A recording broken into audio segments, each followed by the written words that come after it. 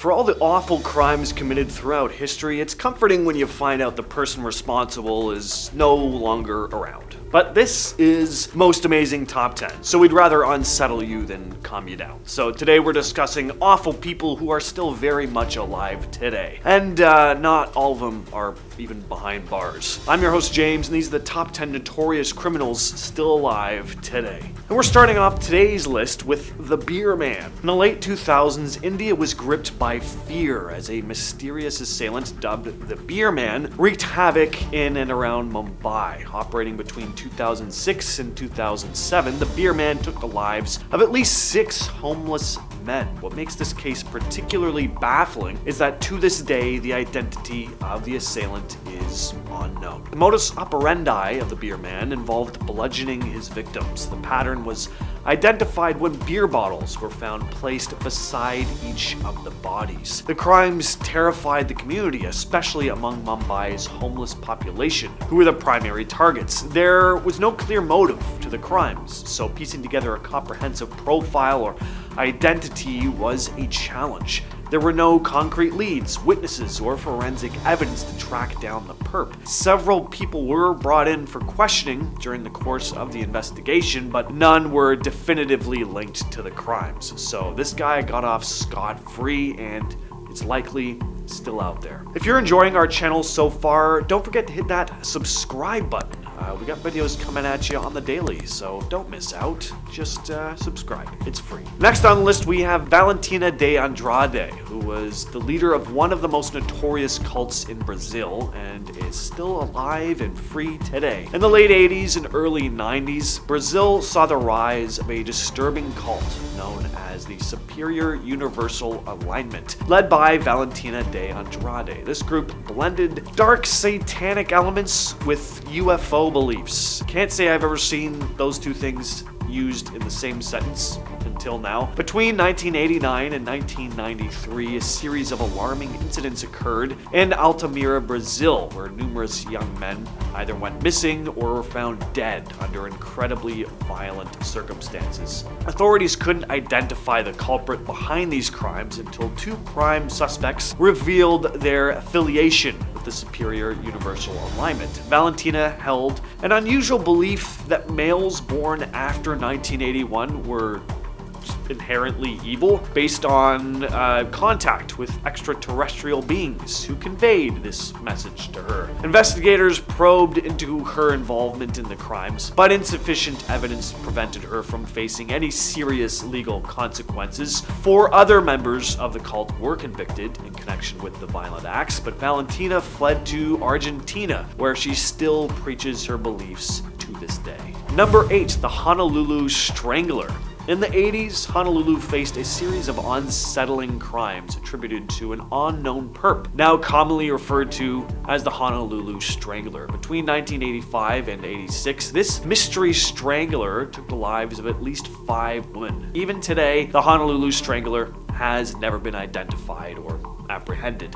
The victims, all women, were discovered assaulted and strangled. There was a very clear pattern here that led authorities to suspect a serial assailant. There were intensive investigations, but all that's been left behind are a string of unsolved mysteries. The victims were completely random, aside from being women, of course, and there was no clear motive, so it was tough for investigators to anticipate the perpetrator's next move or establish a concrete profile. Forensic technology was also limited at the time, which of course further hindered the progress of the investigation. The case is still open, and unless the guy has died, he's still roaming around free. Next on the list is Robert Pickton, one of the most disgusting individuals in modern day history. This is the type of guy you want to believe only exists in slasher movies, but not only were his crimes very real, but Robert Pickton is still very much alive today, luckily behind bars. Robert Pickton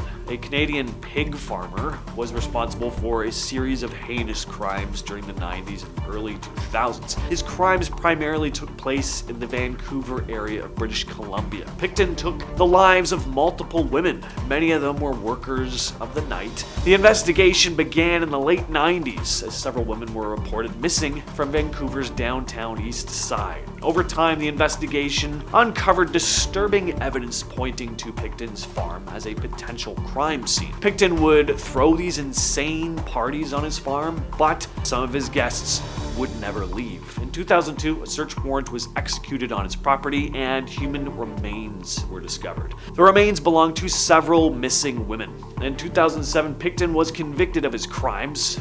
Most of them anyway. He was responsible for far more victims than what he was convicted for, but there just wasn't enough evidence to connect him to them. And at number 6, we have Karla Homolka. You may not be super familiar with that name, but I bet you've heard of Paul Bernardo, probably Canada's most notorious dirtbag. Well, Karla was his wife and partner in crime, now roaming around free for some reason. Paul Bernardo and Karla Homolka were involved in a series of crimes during the late 80s and early 90s in Canada. They became known for their heinous acts that included kidnapping and SA. The pair initially gained attention for the sadistic crimes committed against several young women, including Karla's very own sister, Tammy Homolka. Paul Bernardo was convicted of multiple counts, while Karla entered into a plea deal that implicated her in the crimes. She received a reduced sentence, though, in exchange for testifying against Bernardo. Because of how severe these crimes were, though, she really got away scot-free. It's a very infuriating case. Number 5, Bradford Bishop. Bradford Bishop was a former Foreign Services officer for the United States, but things took a turn when he took the lives of his entire family. The incident occurred on March 1st, 1976, triggered by Bishop's disappointment in not receiving an expected promotion at work. On that day, after informing his secretary that he wasn't feeling well, Bishop left the office early. He then stopped at a bank to withdraw several $100s before visiting a hardware store to purchase some unusual items: a pitchfork, a shovel, and a can of gasoline. That doesn't seem suspect at all. Returning home around 8, he took the lives of his wife, followed by his mother, and finally his 3 sons. Then he drove their bodies to a wooded swamp about 300 miles away, where he set them ablaze before disappearing completely. There have been numerous alleged sightings over the years, but authorities have been unable to capture him. Bradford Bishop is still on the FBI's list of fugitives, and his whereabouts remain unknown. Next on the list is Dennis Rader. Dennis Rader, also known as BTK, just Google it, committed a series of heinous crimes that spanned from the 70s to the early 2000s. Rader took the lives of 10 people, primarily in Kansas. His victims were men and women, mostly women, ranging from young adults to seniors. He would stalk his victims before breaking into their homes. He would then bind and torment his victims. He'd also leave behind distinctive signatures at the crime scenes, like letters, drawings, or other personal items, taunting both law enforcement and the families of the victims. A chilling aspect of Rader's case was his communication with the media and authorities. He sent letters to local newspapers detailing the specifics of the crimes just to mess with people. In some instances, he even included items from the crime scenes as proof of his involvement. He went undetected for decades, and it wasn't until 2004 that advancements in forensic technology and the tracing of a floppy disk he'd sent to the police led to his arrest. In 2005, Rader pleaded guilty to his crimes and was sentenced to multiple life sentences without the possibility of parole.